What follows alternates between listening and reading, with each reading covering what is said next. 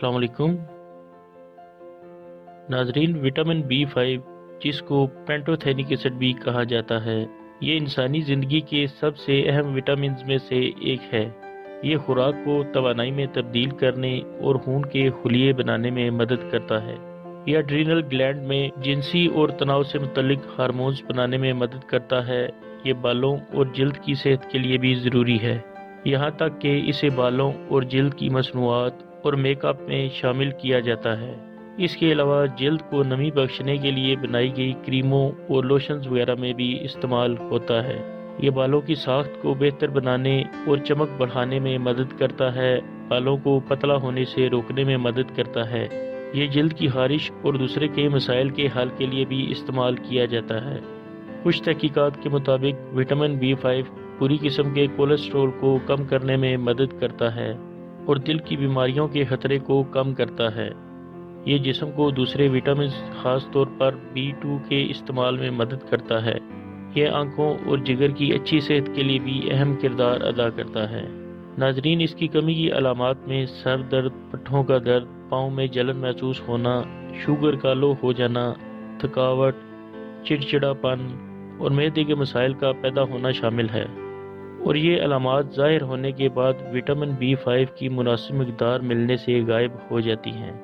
रोज़ाना की बुनियाद पर बालिग अफराद को 5 मिलीग्राम, हामिला और दूध पिलाने वाली औरतों को 7 मिलीग्राम विटामिन B5 की ज़रूरत होती है।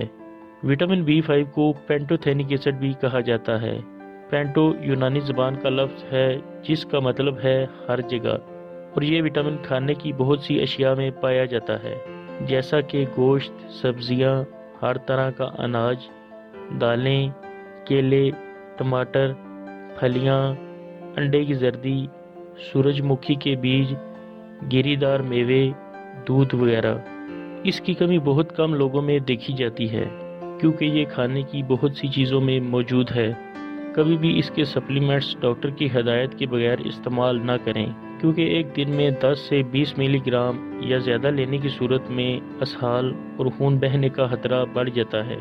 ये कुछ एंटीबायोटिक्स मसलन टेट्रासाइक्लिन वगैरह के जज्ब होने और तासीर में मुदाखलत कर सकता है। जो लोग खून पतला करने वाली अद्वियात मसलन वारफरीन या एस्प्रिन वगैरह लेते हैं, वो हरगिज़ विटामिन B5 के सप्लीमेंट्स ना लें, क्योंकि ये खून बहने का खतरा बढ़ा देता है। विटामिन B5 की रोज़ाना की ज़रूरत मुतवाज़िन ग़िज़ा लेने से आसानी से पूरी हो सकती है और इसके सप्लीमेंट्स लेने की ज़रूरत पेश नहीं आती। इसीलिए कभी भी इसके सप्लीमेंट्स ना लें जब तक कि डॉक्टर तजवीज़ ना करे। नाजरीन, उम्मीद है ये वीडियो आपके लिए फ़ायदेमंद साबित होगी। दुआ में याद रखें, अगली वीडियो के साथ फिर हाजिर होंगे। अल्लाह हाफिज़।